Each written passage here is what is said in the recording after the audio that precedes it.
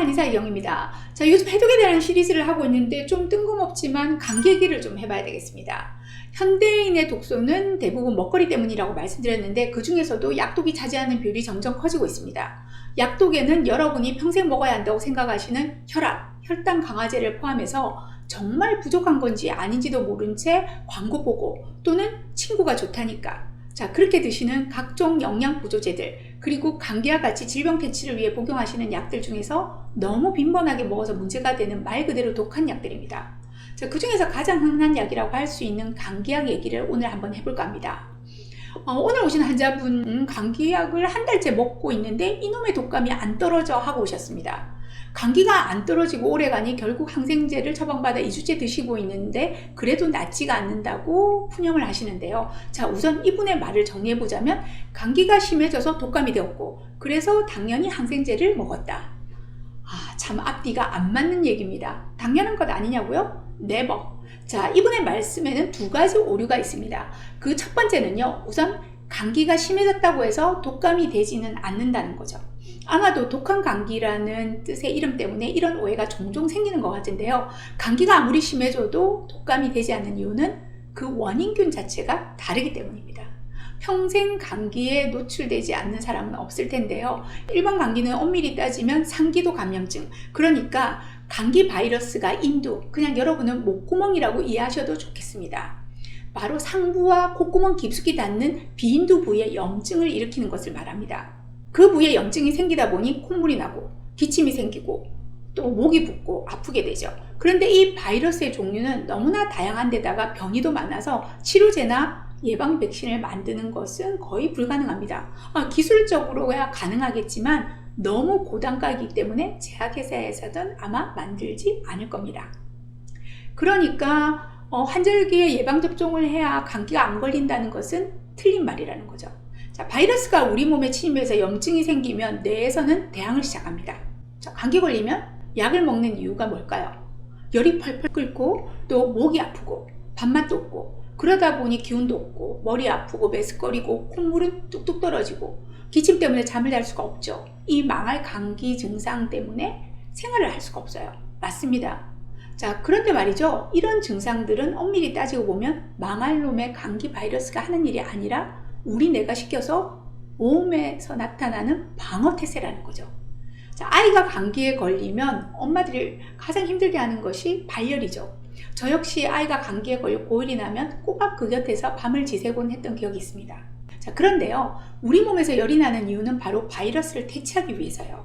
감기 바이러스는 열에 약한 반면 우리 몸은 열이 1도 올라가면 대사 기능이 항진돼서 바이러스를 퇴치하기 아주 좋은 환경이 돼요. 간혹 너무 고열이 발생하면 두뇌가 손상받을 수 있으니 그런 사태가 생기지 않도록 관리하는 것이 바로 편도입니다. 자, 그러니까 쉽게 편도를 떼어내는 것은 당근 바람직하지 않죠.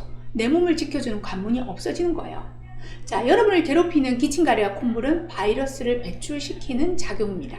결론적으로 우리가 먹는 감기약은 바이러스를 때려잡는 약은 아니며 우리가 감기에 걸려도 회사에 출근해야 되고 다음날 시험을 봐야 하니 우리를 번거롭게 하는 증상들, 콧물이 나면 콧물 말리는 약을, 열이 나면 해열제를, 기침과 가래가 끓으면 진해 거담제를 써서 내가 이 시끄러운 싸움에 둔감해지도록 하는 약들입니다.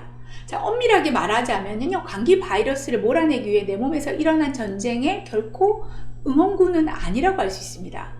물론 내일 중요한 회의가 있다면, 시험이 있다면 적당히 대증 치료를 하는 것은 차선책은 되겠지만 그 결과 앞서 소개한 분과 같이 한 달을 끄는 일이 종종 생기게 되고 더 문제는 만성화될수록 점점 독한 약을 쓰게 되면서 그 치명상은 처음부터 목표물 조준에서 벗어나 있는 감기 바이러스가 아니라 내 몸이 그대로 받아내고 있다고 할 수 있습니다.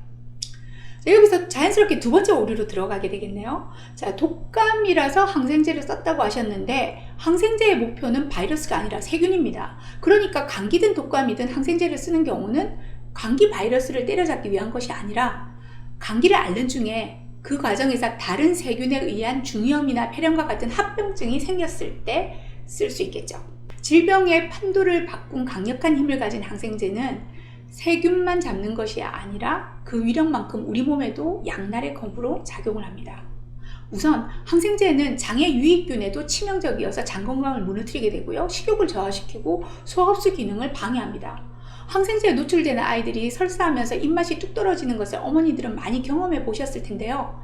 자, 가장 큰 문제는 항생제 남용 결과로 오히려 면역력이 저하될 수밖에 없다는 점입니다. 아이의 성장이나 체력 증진을 위해서를 찾아오는 분들 중에서 가장 많은 유형은 아이가 감기를 달고 살았다, 잘 안 먹는다, 그리고 잘 안 큰다, 또 잔병치레가 많다입니다. 자, 당연한 수순입니다. 감기를 달고 사는 아이, 폐렴과 중이염이 재발해서 걸리는 아이들, 그래서 입이 짧고 설사를 자주 하는 아이는 같은 사이클을 돌고 있다고 할 수 있습니다. 자, 간혹 중이염으로 갈까봐 항생제를 먹였다고 하시는 경우도 있는데요. 항생제는 절대 예방약이 아니며 남용하기에는 위험 부담이 큰 약이라는 점 염두에 두시면 좋겠습니다. 감기는 약을 먹으면 일주일, 약을 먹지 않으면 7일이 걸린다는 말이 있죠. 감기약이 근본적인 대책이 아니라 그 기간을 넘기는 주관적인 힘듦의 차이일 뿐이라는 거죠.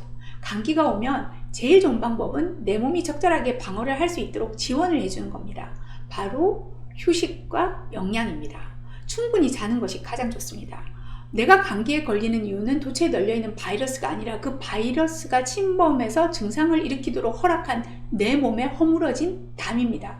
그것은 과로일 수도 있고요, 수면장애일 수도 있으며 영양의 불균형일 수도 있고 스트레스일 수도 있습니다. 그럼 감기가 그렇겠지만 독감에는 항생제를 쓰는 것 아니냐고요? 자, 독감은 수많은 바이러스 중에 인플루엔자 바이러스에 의한 염증을 말합니다. 한 가지 바이러스일 뿐이지만 이 인플루엔자 역시 변종을 일으켜서 종류가 다양해지고 점차 악랄해져서 대응이 쉽지가 않습니다. 흔히 독감이 걸리는 이유는 바이러스에 노출되어서 그렇다고 생각하시겠지만 독감 바이러스가 돌고 있을 때는 이미 공기 중에 바로 내 곁에 있다고 봐야 합니다. 결국 독감이 걸리고 걸리지 않고는 내 몸에 담이 허물어져 있느냐 아니냐의 차이라는 것이죠. 또다시 답은 내 몸의 면역력으로 돌아왔습니다. 자, 감기 증상이 있다면, 독감을 피해가고 싶다면 평소에 영양, 수면, 스트레스 관리, 그리고 위생 상태를 점검해 봐야 합니다. 그리고 내가 자주 감기에 노출된다면 내 몸의 면역력을 높이는 방법에 대해서 고민해 봐야 할 시점이라는 것입니다. 감사합니다.